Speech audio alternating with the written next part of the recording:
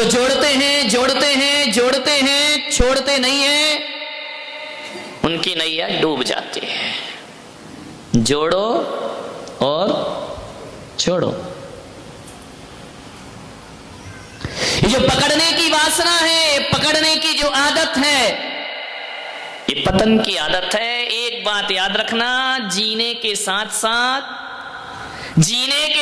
साथ हमें जाना भी है। ध्यान रखिए, हमेशा यहां नहीं रहना है। जीना है, बटोरना है, एक दिन जाना है, सब छोड़ना। महान होते हैं वो लोग,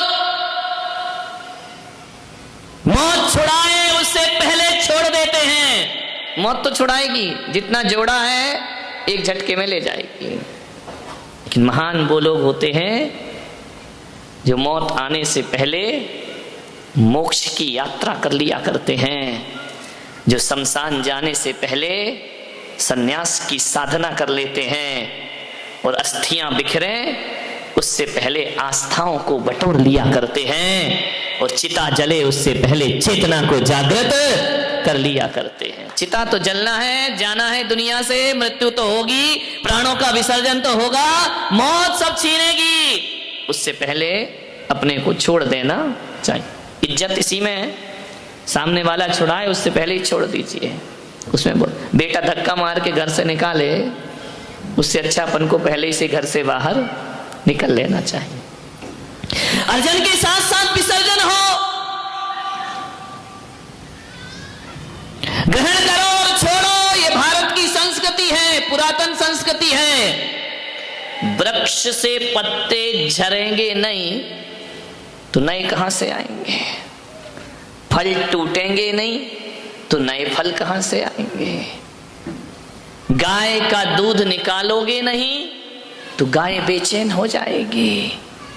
दूध निकालना गाय का शोषण नहीं है, दूध निकालना गाय का पोषण हुआ करता है, गाय को जीवन दान दिया जाता है। विचार करिए, जिन कुओं से पानी नहीं निकलता है उन कुओं की दशा क्या होती है आपको मालूम है ना?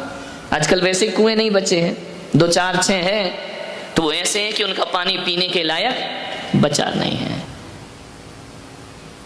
यदि धन है तो धन वालों बनो दानी, यदि धन है तो धन वालों बनो दानी, निकालोगे नहीं कुएं से तो सड़ जाएगा पानी। ध्यान निकालना बहुत जरूरी। जिन कुओं का पानी निकलता रहता है वो पवित्र बने रहते हैं, जिन कुओं से पानी निकलता है उनमें कीड़े नहीं पड़ा करते हैं, जिन कुओं का पानी निकलता है उनमें बदबू नहीं आया करती है, और जिन कुओं का पानी निकलते रहता है उसके स्रोत हमेशा शाश्वत रहते हैं। जोड़ जोड़ के मत रखो, नाव चल रही है जिंदगी की, जब डूबने का समय आता है ना तो ज्ञानी लोग नाव से सामान बाहर फेंकना शुरू कर देते हैं, वरना बोझ बढ़ेगा और नाव एक दिन डूब जाएगी। पैसा तो है, उपयोग करना है या दुरुपयोग करना है, खाया खोया बह गया। एक दाना, एक चावल, ध्यान रखना, यदि आदमी के मुख में जाता है तो विष्टा बन जाता है। ध्यान रखना, एक अनाज, एक दाना आदमी के मुख में जाएगा तो विष्टा बन जाएगा, और वही दाना यदि जमीन पर जाएगा, भूमि पर जाएगा तो 1000 दाने अपने साथ लेकर फसल बन जाएगा। और वही दाना, वही चावल यदि भगवान के चरणों में आ जाएगा तो पुण्य बन जाएगा, धर्म बन जाएगा। दाना एक ही है, उपयोग कहां करना है ध्यान रखना, भोगों में करना है, फसल उगाने में करना है, या भगवान के चरणों में लाकर समर्पित करना है। यदि भगवान के चरणों में समर्पित कर दिया तो पुण्य बन जाता है और परंपरा से मोक्ष का कारण बन जाया करता है। धन वही है, चाहे तो उसे बढ़ाते रहो, विषय भोगों में लगाते रहो, या धर्म और आत्म कल्याण और परमार्थ में उसे खर्च करते रहो। ध्यान रखना, चीज वही है।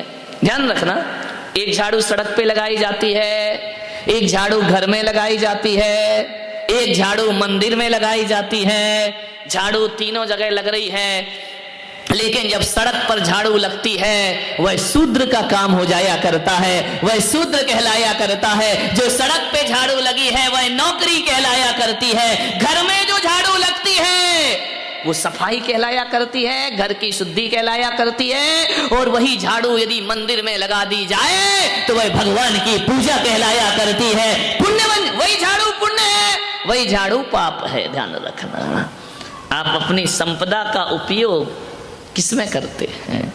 विषय भोगों में, संपदा बढ़ाने में, या प्रभु के चरणों में चढ़ाने में? ध्यान रखना, ये जो बोलियां ले लेकर पूजन पाठ कर रहे हैं, आज ये बोलियां नहीं लेते तो ये पैसा विषय भोग में खर्च होता, लेकिन आज बोलियां ले ली, धर्म ध्यान और जिन शासन की प्रभावना में खर्च हो रहा है। ध्यान रखना, आगे जाके ये फलता है। मानो त्याग करिए, त्याग भी ऐसा करो, कहां करना, किसे देना, कहां देना, कब देना, हर जगह मत दे देना। कुपात्रों को दिया दान आत्म कल्याण में कारण नहीं बना करता है। सतपात्र को दान दीजिए। वही चावल यदि नाली में गिरा दोगे तो उसका कोई मूल्य नहीं हुआ करता है। वही चावल यदि ले जा करके, वही धान, वही गेहूं, वही ज्वार यदि किसी जमीन पर, खेत पर डाल दोगे, फसल लेकर के वापिस आया करता। कहां खर्च कर रहे हैं? ध्यान रखिए। मान्यवर, मकान बनाते हो ना तो उसमें नल भी लगता है, बोरिंग भी होती है, पानी भी आता है, लेकिन आते हुए पानी के साथ यदि पानी के निकलने का स्थान नहीं बनाया तो मकान बर्बाद हो जाता है। ध्यान रखिए।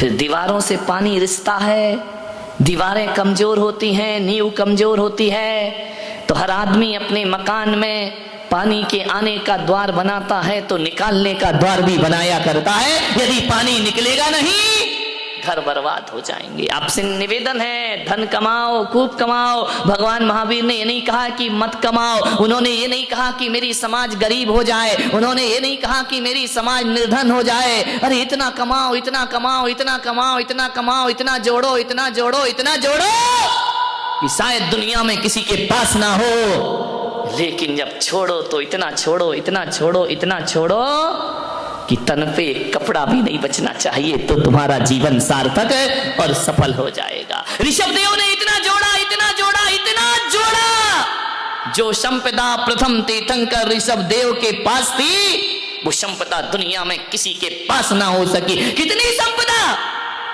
खुद तीर्थंकर, पिता अंतिम मनु कुलकर, जिनका एक बेटा चक्रवर्ती हो, जिनका एक पुत्र कामदेव बनकर के खड़ा हो, जिनका एक पुत्र अनंत वीर प्रथम मोक्षगामी हो, जिनकी बेटियां ब्राह्मी सुंदरी के समान हो। विचार करिए, ऐसा वैभव दुनिया में किसके पास प्राप्त हुआ? सारे महान पद ऋषभदेव के घर में हो गए, चक्रवर्ती उन्हीं के घर में, कामदेव उन्हीं के घर में, नारायण उन्हीं के घर में, सब उन्हीं के घर में। कोई महान पद ऐसा नहीं था जो ऋषभदेव की खानदान में ना हो, ऋषभदेव के परिवार में ना हो। ब्राह्मी सुंदरी जैसी बेटियां ऋषभदेव के वंश में पैदा हुआ करती हैं। आप सोचिए कितना बड़ा परिवार होगा ऋषभदेव का। उनकी अपनी खुद की दो रानियां, नंदा सुनंदा यशस्वती, जिनके 100 पुत्र 2 पुत्रियां, जिनका ज्येष्ठ पुत्र चक्रवर्ती बना। चक्रवर्ती की 96,000 रानियां, कितना बड़ा होगा परिवार। जय कुमार जी, इतनी तो बारामती की जनसंख्या नहीं होगी जितनी ऋषभदेव के नाती पोते हुए थे। ध्यान रखिए, इतना बड़ा परिवार कैसे चलता होगा? एक घर की बात, अभी प्रजा अलग है अयोध्या की, ये तो राजवंश है। ध्यान रखिए, कितना विशाल परिवार। और हम लोगों से वो 2 ही नहीं पलते, समझ में आ रहा? उनने कितने पाल पोस के बड़े किए। हम 2 हमारे 2, कुछ दिन बाद हम 2 हमारा 1, और जैसे ही बड़ा 1 बड़ा हो जाएगा उस दिन हम 2 हमारा कोई नहीं। ध्यान रखिए, विचार करिए, कितना वैभव ऋषभदेव का। भूख लगती ऋषभदेव को तो देवता द्वार पे हाथ जोड़े खड़े रहते। कितना वैभव ऋषभ देव का। जिनके वस्त्र स्वर्ग से आते, जिनका भोजन स्वर्ग से आता, मां का स्तनपान भी नहीं करते, अंगूठे में अमृत होता है, चूस चूस कर बड़े हो जाते हैं बाल्यावस्था में। कितना वैभव, जिसकी माता की सेवा में देवियां खड़ी हो, जिसके दरबार में सौधर्म इंद्र किंकर की भांति हाथ जोड़कर खड़ा हो। कितना वैभव ऋषभ देव का, कितना संपदा उनके पास, अटूट संपदा ऋषभ देव को प्राप्त हुई है। हजारों जितने यहां शिविर में बैठे हैं, इससे 10 गुने तो उनके नौकर चाकर हुआ करते थे, ध्यान रखिए। और वो नौकर चाकर भी ऐसे नहीं कि हमारी पदमचंद और जग्गू की तरह है। वो नौकर चाकर भी बड़े हाई फाई, ऐसे नौकर चाकर नहीं। वो नौकर चाकर जो थे, देवता नौकरों का रूप बनाकर जिनके यहां खड़े रहा करते हैं, जिनकी सेवा में देवियां लगी है, वस्त्र स्वर्ग से, भोजन स्वर्ग से। क्या कहना ऋषभ देव के ठाठ का। जिस रथ पे चल रहे तो स्वर्ग से रथ आया है, इस धरती का उन्होंने कुछ भी नहीं लिया। कितनी संपदा ऋषभ देव के पास। जिसके बेटे ने 6 खंड जीत लिए हो, जहां जहां निगाह डालो आर्यावर्त में, सब ऋषभ देव की भूमि थे।